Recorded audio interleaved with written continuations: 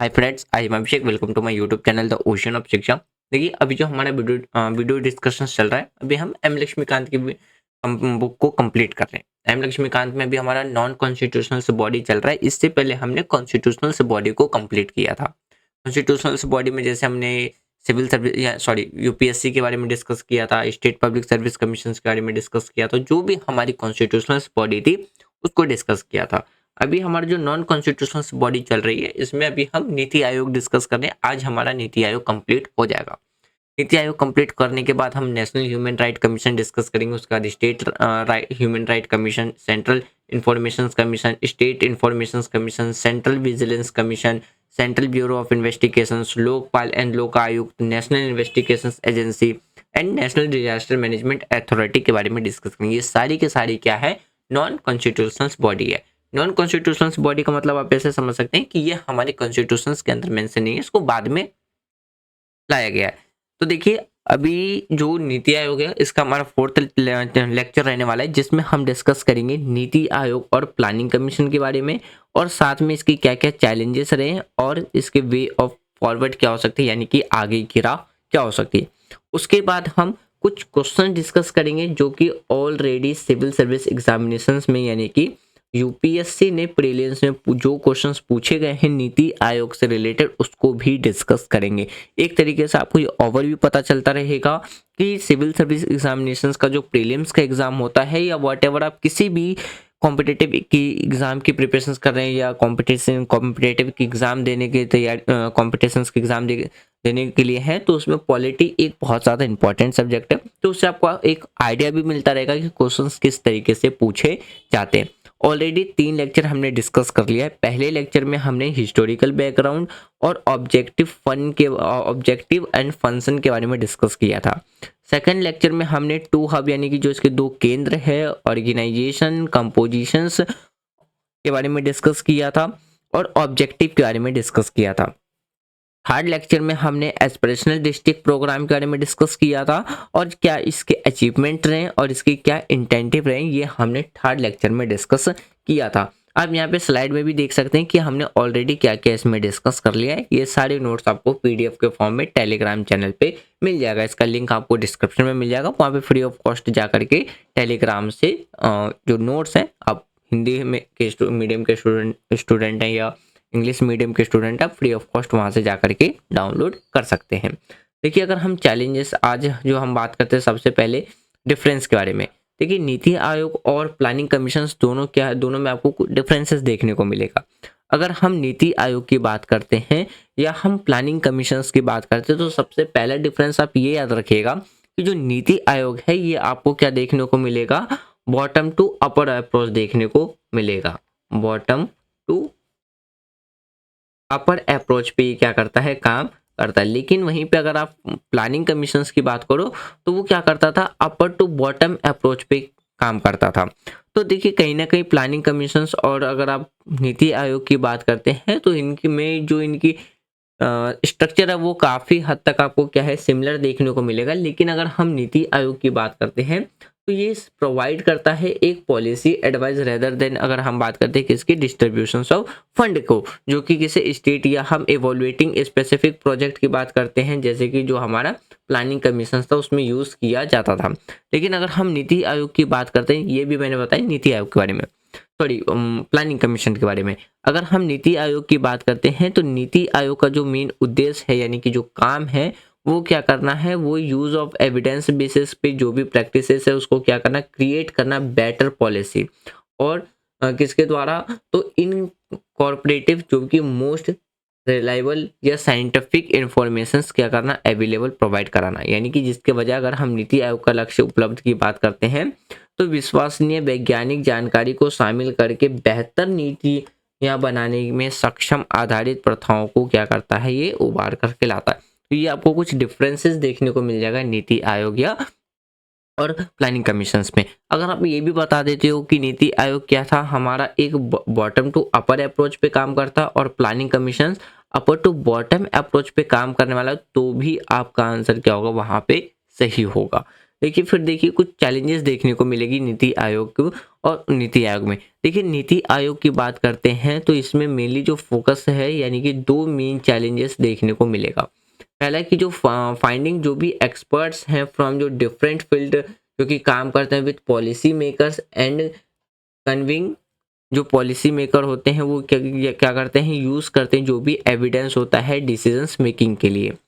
देखिए सबसे बड़ा चैलेंज ये देखने को मिल जाएगा आपको कि हर एक इसमें क्या रहता है, एवरीवन जो रहता है वो इन्वॉल्व रहता है achieve the goals of burning development to village through people centred policy. इसका मतलब क्या है कि देखिए एक और बड़ी चुनौती की बात करते हैं जहाँ पे जन केंद्रित नीतियों के माध्यम से गांव के विकास में लाने के लक्ष्यों को हासिल करने के लिए सभी को इसमें क्या है शामिल करना है। साथ ही में अगर हम नीति आयोग की बात करते हैं तो नीति आयोग के पास क्या है, स्टेट की या स्टेट को अतिरिक्त फंड देने की शक्ति नहीं है। मतलब आप ये कह सकते हो कि अगर स्टेट को एक्स्ट्रा फंड की रिक्वायरमेंट है तो ये पावर आपको नीति आयोग के पास देखने को नहीं मिलेगा। वो अगर हम बात करते हैं तो it can not make a big change, यानी कि इसमें वह कोई भी बड़े बदलाव नहीं कर सकता है। वो सिर्फ और सिर्फ क्या कर सकता है, एडवाइस देने का काम कर सकता है गवर्नमेंट को।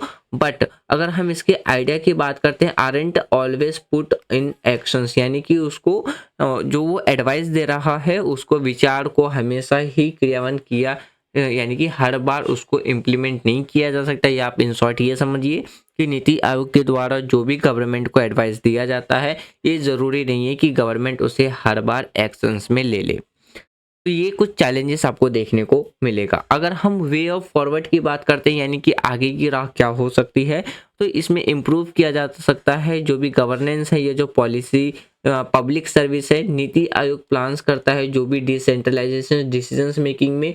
देखिए डिसेंट्रलाइजेशन का मतलब होता है जिसे हम क्या कहते हैं, विकेंद्रीकरण करना। जैसे कि आपको देखने को मिलेगा 3 टायर की गवर्नमेंट देखने को मिलेगा, सेंट्रल लेवल पे, स्टेट लेवल पे और लोकल लेवल पे। तो ये एक तरीके से क्या हो गया, डिसेंट्रलाइजेशन हो गया। तो नीति आयोग प्लान कर सकता है जैसे जो भी डिसेंट्रलाइजेशन है डिसीजंस मेकिंग के लिए जो भी हमारा 5 ईयर फ्रेमवर्क के लिए बनाए जाते हैं। या इसमें आप देख सकते हो कि मीन्स ब्रेकिंग द जो भी ब्यूरोक्रेटिक हैबिट्स है by given specialised role and making a performance the main focus. मतलब क्या है, इसका अर्थ ये है कि जो भी विशेष भूमिकाएं रहती हैं, स्पेशल उनकी जो रोल रहते हैं उनको देखकर और उनके परफॉर्मेंस को मुख्य फोकस बनाकर क्या है जो भी ब्यूरोक्रेट्स हैं की आदतों को क्या करना, ब्रेक करना। फिर देखिए अगर हम इन फ्यूचर की बात करते हैं जो नीति आयोग है could drive change by helping the government improve governance and find new way to deliver public service better. मतलब क्या है इसका, तो आप ये समझ सकते हैं कि अगर फ्यूचर में बात करते हैं या फ्यूचर में जो नीति आयोग है वो सरकार को गवर्नेंस में सुधार लाने के लिए या जो भी पब्लिक सर्विसेज है उसको और ज़्यादा तरीके से ढंग से बेहतर करने के लिए, बेटर करने के लिए क्या कर सकता है, विपरीत करने के लिए या जो भी नई तरीके से खोजने में क्या कर सकता है, फाइंडिंग करने में वो हेल्प कर सकता है। अगर हम प्लानिंग नीति आयोग की बात करते हैं तो वो क्या करता है, एक मजबूत जो कार्य है यानी कि आप ये कह सकते हो कि जो नीति आयोग है स्टैंडर्ड फॉर जो भी इफिशिएंट है, ट्रांसपेरेंट है, इनोवेटिव है या रिस्पॉन्सिबल गवर्नेंस के साथ क्या कर सकता है, एक स्ट्रॉन्ग तरीके से वर्क एथिक्स कर सकता है। मतलब क्या है इसका ये भी समझ लीजिए कि अगर हम नीति आयोग की बात करते हैं तो एक मजबूत कार्यनीति के साथ प्रभावी या पारदर्शी, जिसे आप ट्रांसपेरेंसी भी कह सकते हो, जिम्मेदारी या शासन का क्या है वो एक फेवर आपको करता हुआ नजर आएगा, यानी कि पक्षधर आपको देखने को मिल जाएगा। एक वन आइडिया आपको ये भी देखने को मिलेगा कि जो नीति आयोग है वो क्या है, हैंडल कर सकता है जो भी फाइनेंसेस है, हेल्प कर सकता है स्टेट की फॉर बेटर डेवलपमेंट के लिए। अनदर ऑप्शंस की बात करते हैं तो make the finance commissions permanent so it can manage money distributions. यानी कि अगर हम फाइनेंस कमीशंस को परमानेंट बना दिया जाए तो ये क्या कर सकता है, मनी डिस्ट्रीब्यूशंस को भी मैनेज कर सकता है बियॉन्ड जस्ट एवरी 5 ईयर।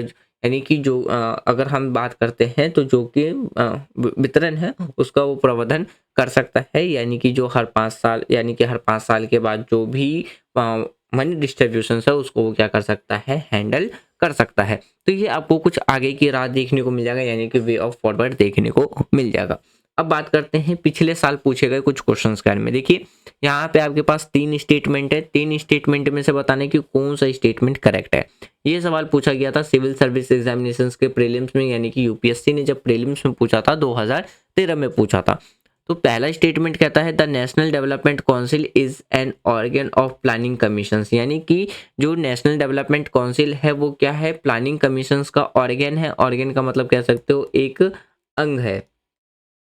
दूसरा स्टेटमेंट कहता है economic and social planning is keeped in the concurrent list in the constitutions of India, मतलब कि भारत के संविधान में जो इकोनॉमिक और सोशल प्लानिंग की बात करते हैं उसको किस में रखा गया है, कॉन्करेंट लिस्ट में रखा गया है।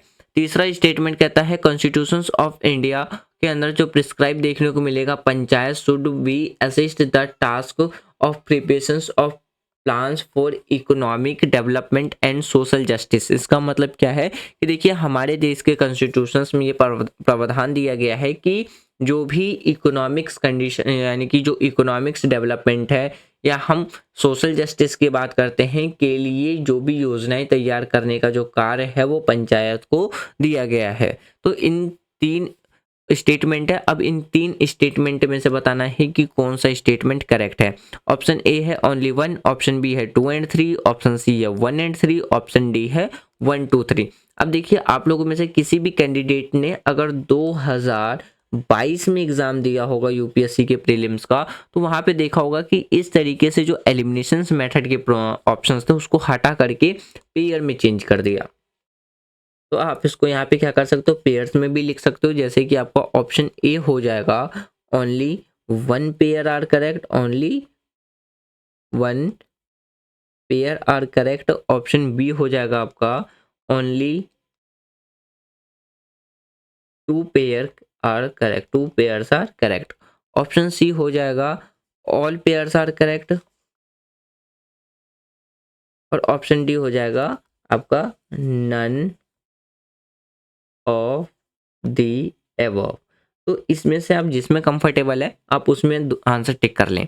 मैं सजेस्ट करूंगा आप दोनों में ही आंसर टिक करें। तो इसका जो राइट आंसर आपको मिलेगा वो देखने को मिलेगा ऑप्शन बी, यानी कि अगर आप ऑप्शन बी देख लो तो आपका 2 एंड 3 करेक्ट है, यानी कि आपका पहला ऑप्शन स्टेटमेंट गलत था। अगर आप पेयर के हिसाब से भी देख लो तो आपके क्या निकल के आएंगे, 2 पेयर गलत निकल करके आएंगे, यानी कि इसका भी ऑप्शन बी हो जाएगा ओनली 2 पेयर्स आर करेक्ट। अब देखिए बात करते हैं एक्सप्लेनेशंस की। जो नेशनल डेवलपमेंट काउंसिल है वो लिस्टेड है advisory body to planning commissions. अगर हम national development councils and planning commissions की बात करते हैं वो क्या है, एबॉलिश है, यानी कि उसको क्या है, समाप्त कर दिया गया है। इकोनॉमिक एंड सोशल प्लानिंग की बात करते हैं तो वो किस में रखा गया, कंकरेंट लिस्ट में रखा गया हमारे देश के संविधान में। अगर हमारे देश के संविधान में बात करते हैं जो प्रावधान रखा गया है, पंचायत वो क्या कर सकता है, असिस्ट कर सकता है टास्क टू प्रिपरेशन जो भी प्लान है फॉर इकोनॉमिक डेवलपमेंट और सोशल जस्टिस के लिए। तो इस वजह से हमारा क्या है, दोनों ऑप्शन सही है, यानी कि दूसरा और तीसरा और जो स्टेटमेंट है वो आपको क्या देखने को मिलेगा, सही देखने को मिलेगा। और ये सवाल पूछा गया था 2013 में। अगला क्वेश्चन देखते हैं। अगला जो क्वेश्चन है ये पूछा गया था 2014 में। तो इसमें बताना है कि which of the following are associated with planning in India, मतलब कि इनमें से कौन सा भारत में योजना से संबंधित है। ऑप्शन ए है सॉरी जैसे कि आप पहला देख सकते हैं फाइनेंस कमीशन, ऑप्शन यानी दूसरा है नेशनल डेवलपमेंट काउंसिल, तीसरा है the union minister of rural development, fourth है the union minister of urban development, और फिफ्थ है पंचायत। तो इन पांचों में से बताना है कि कौन सा एसोसिएटेड है, यानी कि योजना संबंधित है किसके, प्लानिंग से। तो ऑप्शन ए है 1 2 5, ऑप्शन बी है 2 एंड 5, ऑप्शन सी है 1 3 एंड 4, ऑप्शन डी है 1 2 3 4 एंड 5। तो इसका जो राइट आंसर मिलेगा वो आपको मिलेगा ऑप्शन सी, यानी कि सिर्फ और सिर्फ तीसरा, पहला, तीसरा और चौथा ही आपको किसका जो एसोसिएटेड देखने को, प्लानिंग का एसोसिएटेड देखने को मिलेंगे। तो पहला, तीसरा और चौथा ही मिलेगा। तो अब इसका राइट आंसर यहाँ पे भी देख सकते हैं, इसका राइट आंसर है option C is correct answer. जो फाइनेंस कमीशन है वो इन्वॉल्व है डिस्ट्रीब्यूशन ऑफ टैक्स ग्रांट्स, तो इस वजह से आपका राइट आंसर बन जाता है option C is correct answer. तो फ्रेंड्स ये था हमारा आज का डिस्कशन जिसमें हमने नीति आयोग कंप्लीट कर लिया है। कल सैटरडे है, तो कल हम यूपीएससी के प्रीलिम्स के previous year questions paper discuss करेंगे, जो कि हमारा भी पॉलिटी सीरीज चल रहा था। तो पॉलिटी कंप्लीट होने के बाद हम जियोग्राफी स्टार्ट करेंगे, और जियोग्राफी कंप्लीट होने के बाद हम स्टार्ट करेंगे अपना हिस्ट्री तो कंप्लीट हो चुका है, तब उसके बाद हम स्टार्ट करेंगे अपना इकोनॉमिक्स। तो देखिए, अगर हम सिविल सर्विस जो हमारा previous year questions paper discussion चल रहा है, उसमें हमने हिस्ट्री कंप्लीट करा है। वो सारी वीडियो आपको डिस्क्रिप्शन का लिंक उसमें मिल जाएगा, आप लिंक पे क्लिक करके प्लेलिस्ट एक्सेस करके वो सारी वीडियो देख के अपने एमसीक्यू क्वेश्चंस प्रैक्टिस कर सकते हैं। यदि वीडियो के रिगार्डिंग में आपको कोई भी एडवाइस देना है, कमेंट बॉक्स ओपन है, आप कमेंट बॉक्स में दे सकते हैं।